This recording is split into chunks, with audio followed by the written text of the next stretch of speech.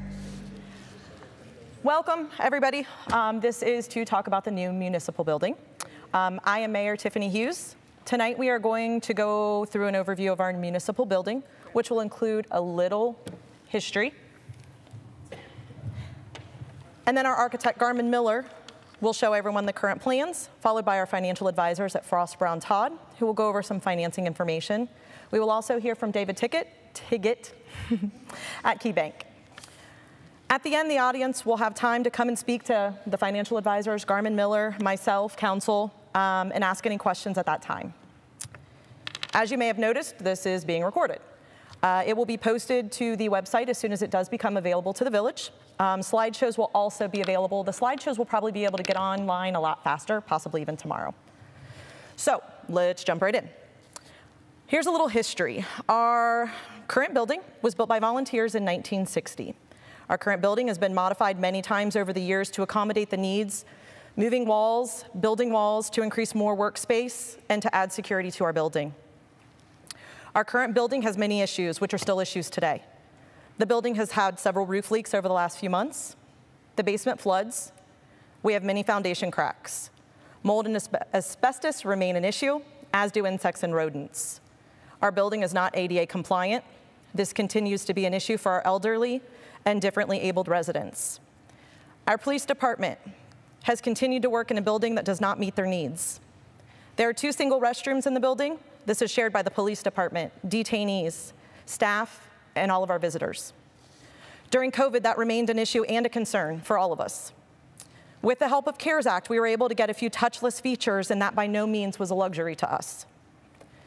In 2017, 2999 East Dublin Granville Road acquisition became the focus. We used Pointia as our architect, and they gave us options for renovations of 299, as well as options to build a new building on our current site, as well as renovate it. However, a referendum placed this issue on the ballot. It ultimately failed.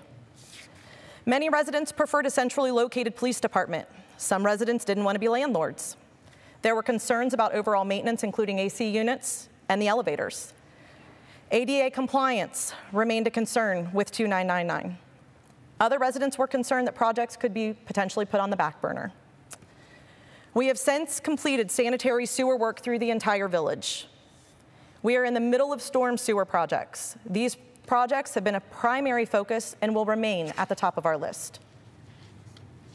Next, we'll move to the Facility Commission. They began their work in 2018. This included approximately 15 residents with a wide variety of backgrounds. I was involved in this as well.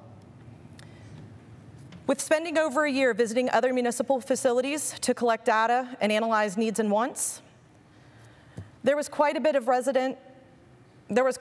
residential involvement over that year-long process. In the end, the architect who was hired, which was Moody Nolan, was not able to present something the commission felt they could move forward with. There is a copy of this presentation it's on our website. Feel free to go and visit it. We also do have some copies of that as well here. Fast forward to 2020. Council interviewed Horn and King, as well as Garmin Miller on August 25th of 2020. Council moved forward with Garmin Miller September 22nd of 2020 with the first phase. Village administration met with Garmin Miller. As with all good architects, they started with programming in order to get the design. This is a standard professional practice. Garmin Miller with staff, and for the police department, which is a large portion of our building, Chief Delp guided them through the police department processes and everyday needs. And then on November 24th, Garmin Miller met with council members to discuss options and visions, which is also posted online. Council's been involved many times over the last years, including May 6th, a discussion about concerns of the plans. Many of these concerns were addressed, and you will now see them on the revised plans. We invited residents out on August 25th of 2021 to do an overview of where we were at that time. That was actually held at the community building. We have spent many hours on the design of this building, taking into consideration the last 5 years of resident input and opinions. This is our village's municipal building that houses our police department, our administration, and elected officials first and foremost. The council room, mayor's courtroom, will also have the potential for residents to be able to rent out the space when available. We believe Garmin Miller has come up with a design that meets our needs. We are excited to finally move forward to provide our community a building that we can be proud of. At this time, I'm going to turn it over to Garmin Miller. Ted, I think you're going to start everything, so he's going to have the slideshow, I believe, going. There we go. If Barb can remember. As the mayor said, we're Garmin Miller. We've been working with the village now for I guess really about 2 years on this project. So tonight we're going to just go through, talk a little bit about who we are, who's here to talk about it, and then the mayor outlined some of the process. We're going to talk a little bit more about that, and then jump into the design that we've come up with. Yep. My name's Ted Muselowitz. I'm the project manager for Garmin Miller. We have here with me Taylor Luth, who's the architecture designer, who's been primarily involved in the project, and Shira Elder, who's the site designer and landscape architect, who will talk about the site a little bit. As the mayor said, we started back in late 2020, began this process first with a feasibility portion of the project. So that was really to see what we needed to do to go forward. So we started off documenting the site, first of all, the existing building. As you know, the mayor outlined a number of issues that the building has, so we knew that. And then we interviewed staff and council as well to figure out really at a large scale what was needed there, not only what was not at the building, but what we needed to do going forward. So that gave us, I'll talk a little bit about the programming side here, that helped us to develop a program of spaces to outline what we needed to design to. From there, we developed a number of options. We really looked at a blank slate. We looked at a new build, we looked at a partial demolition, we looked at building off of different parts of the building, and we came back and through feedback with the village and looking at economics and site grading and a whole host of issues, we came to a finalized preliminary plan here. Just a little bit about that programming piece. The mayor touched on it. So we really use this as a tool to help design. So we're understanding what, through a series of interviews, understanding what the needs of each user is, each user group, and turning that into spaces that have a number, a size that we can design to. We're also looking at, not just the size of those spaces, but how they relate to each other, what needs to be next to other adjacent spaces, and then what goes into those spaces as well. So equipment, furniture, those sorts of things. So we're kind of laying all that out even before we get to the design table.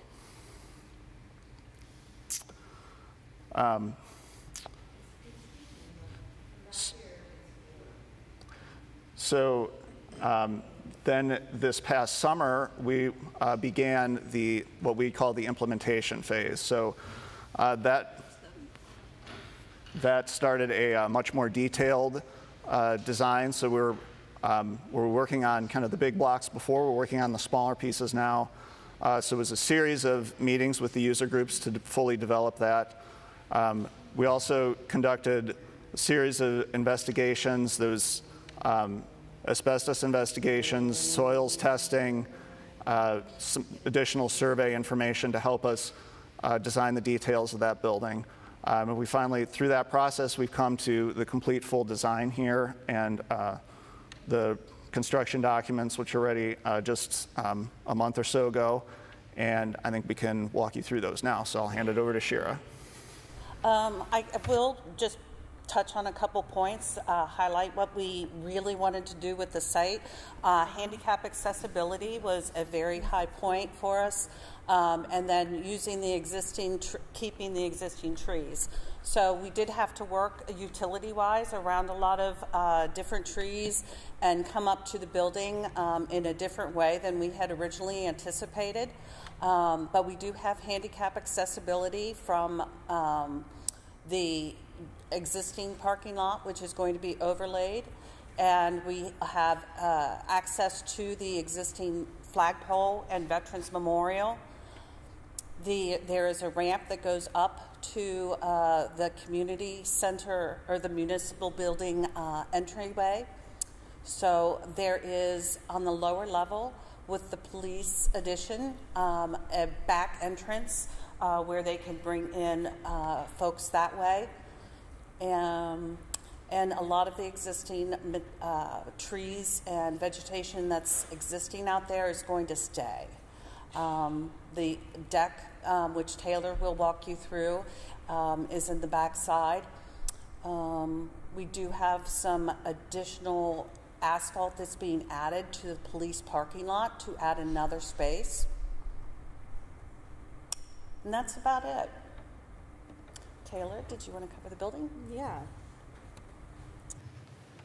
Okay, so up here we have the north elevation on the top. So that is the elevation that's facing Minerva Park Road. And so on the right side, you can see this is the public entrance. We try to use natural materials. We're using a stone in this area, something that mimics a lot of stone we found around Minerva Park. And then on the bottom, you'll see the east elevation, which is facing the parking lot. It's the police entrance. So the door you see there is going to be the entrance that the police will use, detainees will use. It's a lockdown system that we have in place. In the next slide, you'll see the south elevation, which is the one that faces the water. So we have there's the large deck that is accessible from the community room and the break room. So that will be a really nice piece. And then the bottom elevation is the west elevation, so that you can see all the windows there again that are part of the community room. And if we go to the next slide, that will be the floor plan, which you can semi-see here. So I guess I'll keep this pretty broad in a sense. So I guess when you get a closer look, you can see we have the existing building highlighted in gray, and then we have an addition to the northwest, which will be more of the community center, the municipal center, with the community room to the south. And then there's another addition we're adding to the southeast side, which will be the police area. So we did this, again, as Ted mentioned, we did a numerous amount of studies. But this worked in a way that the police could function independently from the municipal side, but we do have connections where they can use some shared spaces, and so it's really a way to get both teams to act independently and together at the same time. So if we go to the next slide. So here's an interior shot of that community room. Again, the windows with all the trees surrounding it, we thought was a really great, it was a great sort of feature of Minerva Park. As you drive through the neighborhood, all the beautiful trees, the beautiful lake, so to have all these windows highlighting those elements. And then the door you see right there is actually the one that spills out onto the deck. And if you go to the next slide. Maybe back one? Yes, okay. And then here's just a snapshot of that kitchen/break room area. So during normal office hours, it will function as a break room for both the police side and the municipal side. But in the evenings when there are council meetings or anything else happening in the community center, it can spill out, and you could have, after meeting events in here as well. So that is all we have. I don't know if Mayor wants to talk again. Thank you. Just to point out also, there is a QR code at the bottom of these. Feel free to actually use that as well, and that will take you directly to where all of this stuff is going to be. And there's already, most of this information is already up there. Let's turn it over to David Rogers and Emma with Frost Brown Todd. Or is Emma going to go first? Or both of you? Emma. Either or. Okay. She is our financial advisor with Frost Brown Todd.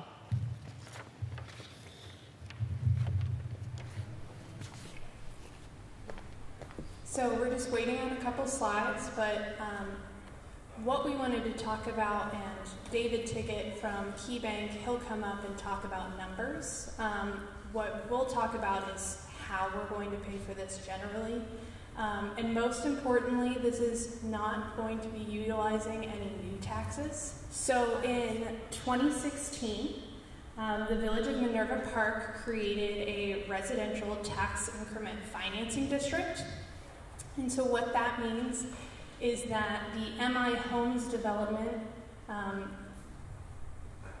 those parcels were used, they were at the base value that they were set at. So in 2016, or I believe in 2018, the value on those parcels before buildings were built was set, and any improvement or any addition to the taxable value, instead of paying the rate that they would pay on taxes, which they are, it's the same rate, that money is going into a separate fund for the Village of Minerva Park to use for the public improvements.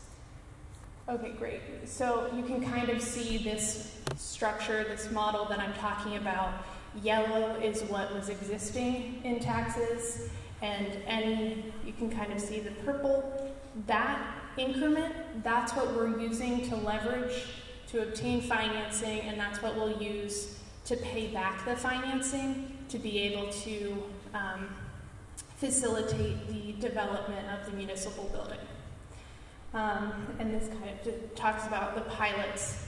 It's the same amount of taxes that would be paid anyway, and school districts there's a separate compensation agreement, so they're also getting their own proceeds that they normally would have. If you look at the next. And so what this has helped facilitate is in that development, the funds have already been used for public roads, park space, and all of the other water infrastructure, so sewer and storm. And now that that's been paid for, the city would like to, or the village would like to use those revenues to help with the additions on the municipal building, as well as some lake improvements and dredging and other potential public infrastructure if it allows.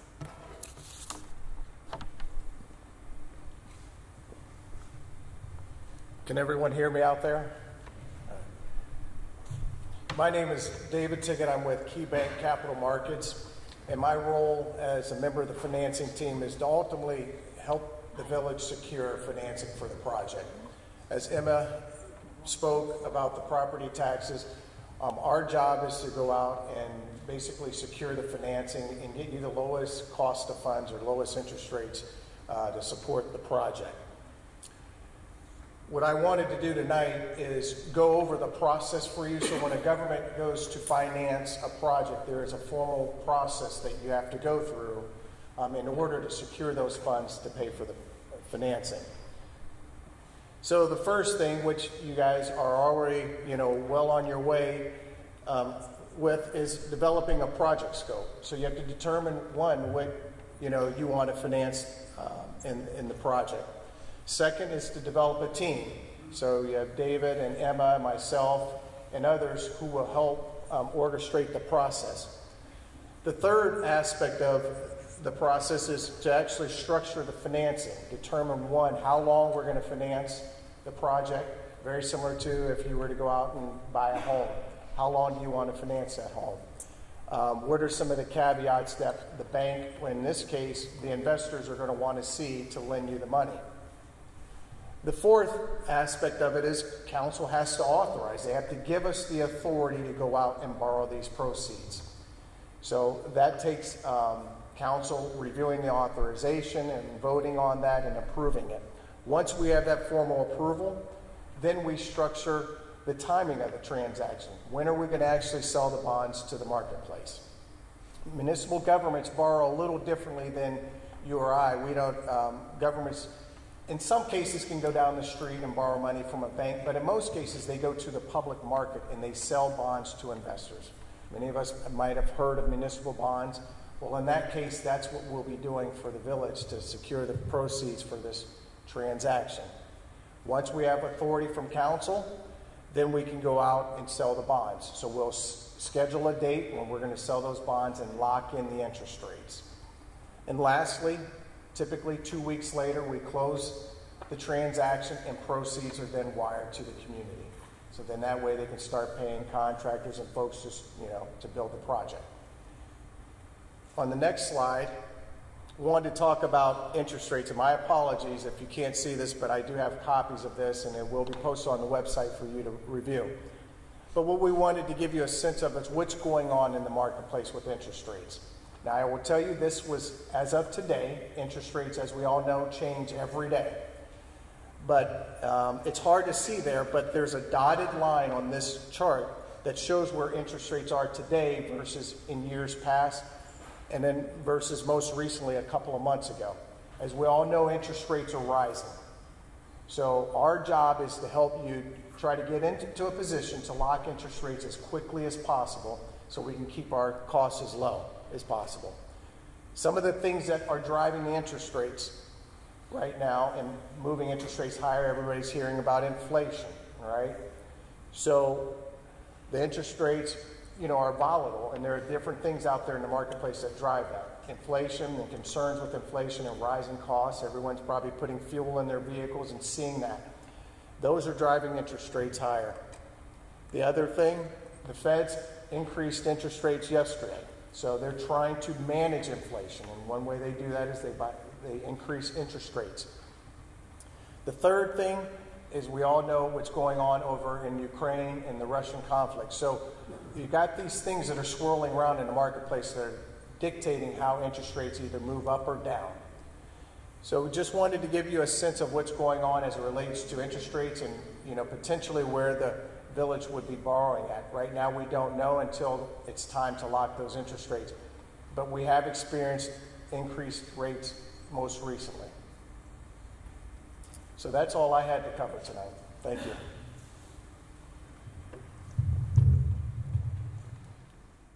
Thank you, everybody from Frost Brown Todd and KeyBank, Garmin Miller, council, as well as our past council.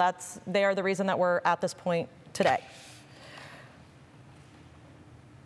I'm going to end with this for tonight. Ooh. Usually I'm loud enough. I know, it is way bigger. Okay, again, I just want to thank everybody for being here. I want to thank our past council, our current council.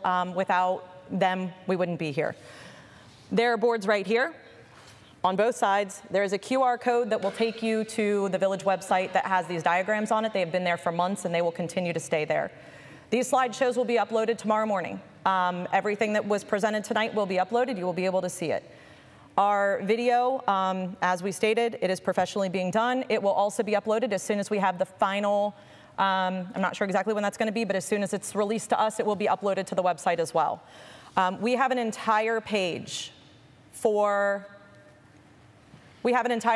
that is just facility building things. So again, just visit the website. Everything is listed on there. So again, I'm going to end with this. I am beyond excited to get this project under construction. We have a little work to do to get there, but it will happen. I don't want to speak for everyone that works in the building day in and day out, but of course you guys know me, so I will. They are all in complete support of the design that has been brought to us by Garmin Miller's firm. While I know there will be opinions that will vary, at the end of the day, I will continue to choose to embrace all of the positive aspects that this building will bring to our village. And again, if you guys have questions, Garmin Miller is here. They are sticking around for probably the next 30 minutes for any questions you may have. Financial advisors, Frost Brown Todd, which is also our law firm. David Tiggett will be here for a little bit. We have 5 of our council members. One is out, and I will be here. So our chief is here. He's been a part of this throughout the entire process, probably many years of it. He's not really working, I don't think, but if you got a question, he's here. So I thank everybody. Again, Barb, Brian, I know you guys put so much work into this today, and apparently the mic says I'm done. So there you go. So again, come up, ask questions, anything that you guys need to know, want to know. Actually, there is one last thing. We do expect this to probably go out to bid again in about 30 to 40 days. We do not have an exact timeline, so it will be updated once it goes out. You guys will probably know because it'll be on the website. And that is it. Thank you so much.